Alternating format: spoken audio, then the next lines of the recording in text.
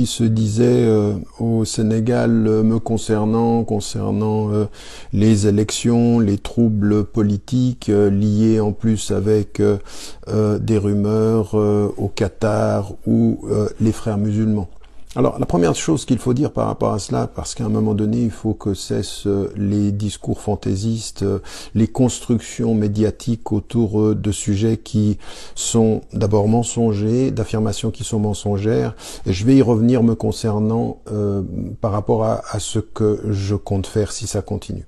La première des choses qu'il faut dire d'abord par rapport au Qatar qui serait impliqué au Sénégal et qui soutiendrait un candidat, en même temps on y ajouterait dans ce soutien des millions et en même temps l'intervention des frères musulmans tout à coup. Donc première des choses, parce qu'il faut rester crédible et sérieux, est-ce qu'il y a un pays africain où l'on voit aujourd'hui le Qatar avoir une autre politique et être sur une autre ligne que celle de la France?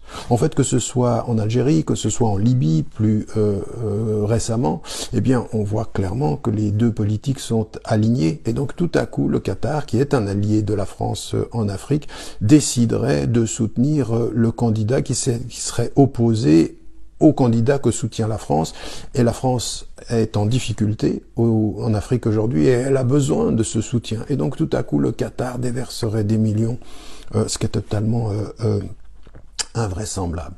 Vient s'ajouter à cela l'idée que ce que l'on veut faire, c'est de faire dire que ceux qui s'opposent au président actuel, eh bien, sont des islamistes, ou c'est l'islam politique, ce sont les frères musulmans. C'est exactement la même rhétorique que celle que l'on a en France. D'ailleurs, ceux qui aujourd'hui disent que le Qatar soutient, disent exactement la même chose qu'une certaine élite française, alors que le Qatar c'est l'allié de la France. C'est pas simplement vrai pour le Paris Saint-Germain, c'est vrai sur le plan géostratégique, c'est vrai pour le pétrole, c'est vrai pour le gaz, c'est vrai pour les armes.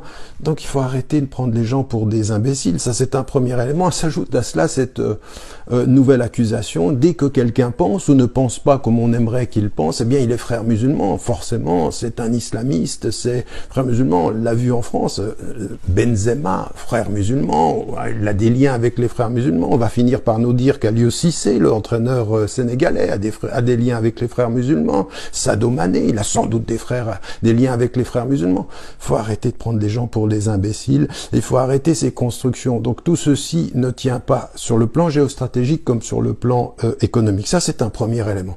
Le deuxième élément qui vient s'ajouter à cela, c'est cette référence tout à coup, le Canard enchaîné, qui est un journal extrêmement sérieux, a dit que.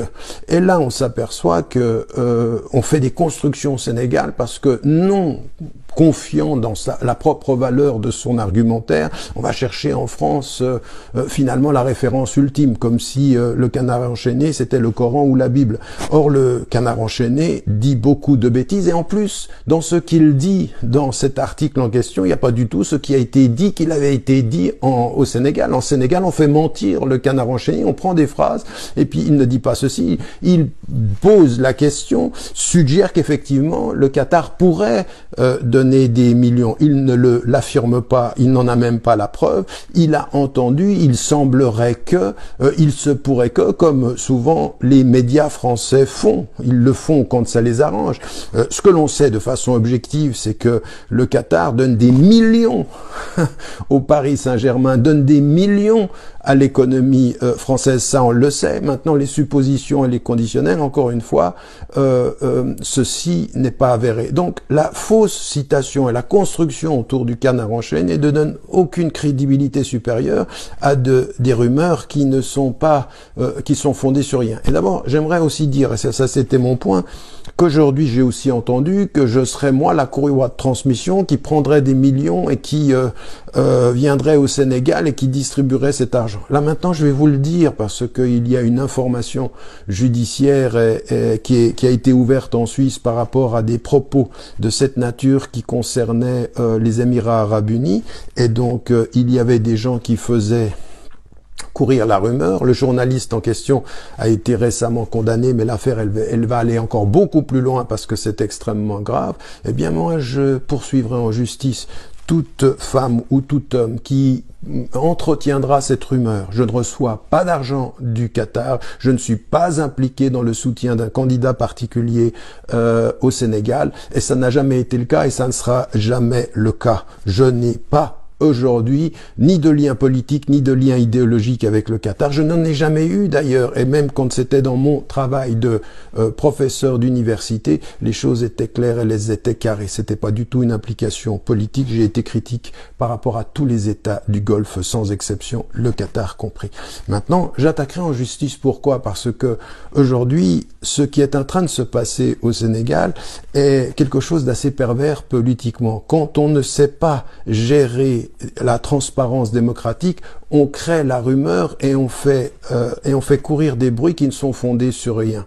On m'a même dit à moi, Tariq Ramadan, occupez-vous de vos affaires, occupez-vous de l'Égypte ou occupez-vous de la Suisse. Les mêmes qui sont très contents quand je m'intéresse aux affaires de la Palestine ou quand je m'intéresse aux affaires des injustices partout dans le monde.